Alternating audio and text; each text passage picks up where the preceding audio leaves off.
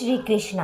आप सभी का स्वागत है मेरे YouTube चैनल गोपाल दीवानी में। आज हम आपको वट सावित्री की व्रत कथा, वट सावित्री के बारे में विशेष महत्व और वट सावित्री की पुरानी कथा का रसपान करवाने जा रहे हैं। आप सभी से अनुरोध है कि कथा के अंत तक बने रहें ताकि आप इस व्रत को सही नियम और सही प्रार्थना के साथ कर सकें। तो आइए प्रारंभ करते हैं। वट सावित्री एक ऐसा व्रत है जिसमें हिंदू धर्म की आस्था रखने वाली सभी स्त्रियां अपने पति की लंबी उम्र और संतान की प्राप्ति की कामना करती हैं। उत्तर भारत में तो यह व्रत काफी लोकप्रिय है और दक्षिण भारत में भी कुछ राज्यों में इसकी मान्यता है। वट पूर्णिमा व्रत का विशेष तौर पर गुजरात, महाराष्ट्र, गोवा समेत दक्षिण भारत में भी मनाया जाता है। ये पर्व ठीक उसी तरह से मनाया जाता है जिस तरह से उत्तर भारत में वट सावित्री का व्रत का पर्व मनाया जाता है। जहां वट सावित्री व्रत जेठ माह की अमावस्या को रखा जाता है, वहीं वट पूर्णिमा व्रत ज्येष्ठ की पूर्णिमा तिथि को मनाया जाता है। मान्यता है कि यह व्रत रखने सुहागिन महिलाओं को अखंड सौभाग्यवती होने का फल प्राप्त होता है तथा घर में सुख समृद्धि और पति की आयु लंबी होती है। इस व्रत की तिथि को लेकर पुराने ग्रंथों में भिन्न भिन्न मतदाएं मिलती हैं। दरअसल यह व्रत जेठ माह की अमावस्या और इसी माह की पूर्णिमा को मनाया जाता है। एक और जहां निर्माण मृत के अनुसार वट सावित्री व्रत जेठ माह की अमावस्या को किया जाता है, तो वहीं स्कंद पुराण और भविष्योत्तर पुराण इसे ज्येष्ठ पूर्णिमा पर करने का निर्देश देते हैं। आइए वट सावित्री व्रत कथा का रसपान करते हैं। आप सभी से अनुरोध है कि कथा को पूरा सुनकर जाएं। कथा के अनुसार सावित्री के पति अल्पायु थे। उसी समय देव ऋषि नारद आए और सावित्री से कहने लगे कि तुम्हारा पति अल्पायु है, आप कोई दूसरा वर मांग ले। तब सावित्री ने कहा कि मैं एक हिंदू नारी हूँ और पति को एक ही बार चुन सकती हूँ। इसी समय सत्यवान के सिर में अत्यधिक पीड़ा होने लगी। सावित्री ने वट वृक्ष के नीचे अपने गोद में पति के सिर को रखकर उसे लेटा लिया। उसी समय सावित्री ने देखा कि अनेक यमदूतों के साथ यमराज आ पहुंचे हैं। सत्यवान ने जीव को दक्षिण दिशा की ओर लेकर जा रहे थे और यह देख सावित्री भी यमराज के पीछे पीछे चल देती है। उन्हें आता देख यमराज ने कहा कि हे पवित्रता नारी, पृथ्वी तक ही पत्नी अपने पति का साथ दे सकती है, अब तुम वापस लौट जाओ।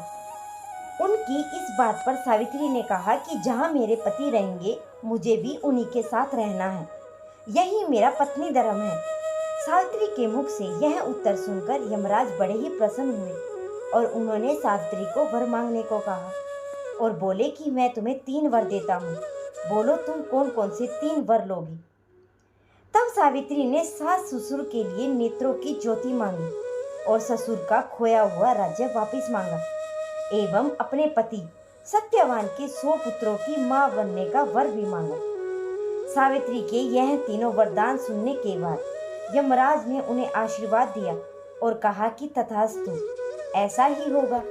सावित्री पुनः उसी वट वृक्ष के पास लौट आई जहाँ सत्यवान मृत पड़ा हुआ था। सत्यवान के मृत शरीर में फिर से संचार हुआ। इस प्रकार सावित्री ने अपने पतिव्रता व्रत के प्रभाव से न केवल अपने पति को पुनः जीवित कराया, बल्कि सास ससुर को नेत्र ज्योति प्रदान करते हुए ससुर का खोया हुआ राज्य भी फिर से दिलवाया। तभी से वट सावित्री अमावस्या और वट सावित्री पूर्णिमा के दिन वट वृक्ष का पूजन अर्चन करने का विधान है। यह व्रत करने से सौभाग्य महिलाओं की मनोकामनाएं पूर्ण होती है और उनका सौभाग्य अखंड रहता है। सावित्री के पतिव्रता धर्म की कथा का सार यह है कि यह एक निष्ठ पतिपरायण स्त्री अपने पति के सभी दुखों और कष्टों को दूर रखने में समर्थ होती है। जिस प्रकार पतिव्रता धर्म के बल से ही सावित्री ने अपने पति सत्यवान को यमराज के बंधन से छुटा लिया था, इतना ही नहीं, उनका खोया हुआ राज्य तथा अन्य सास ससुर के नेत्र ज्योति भी वापस दिला दी थी। ठीक उसी प्रकार महिलाओं को अपना गुरु केवल पति को ही मानना चाहिए। गुरु दीक्षा के चक्कर में इधर उधर नहीं भटकना चाहिए। तो आइए अब जानते हैं वट सावित्री पूजा विधि के बारे में। वट सावित्री व्रत में वट यानी बरगद के वृक्ष के साथ साथ सत्यवान, सावित्री और यमराज की पूजा की जाती है। माना जाता है कि वट वृक्ष में ब्रह्मा, विष्णु और महेश तीनों देव वास करते हैं। वट वृक्ष के समक्ष बैठकर पूजा करने से सभी मनोकामनाएं पूर्ण होती हैं।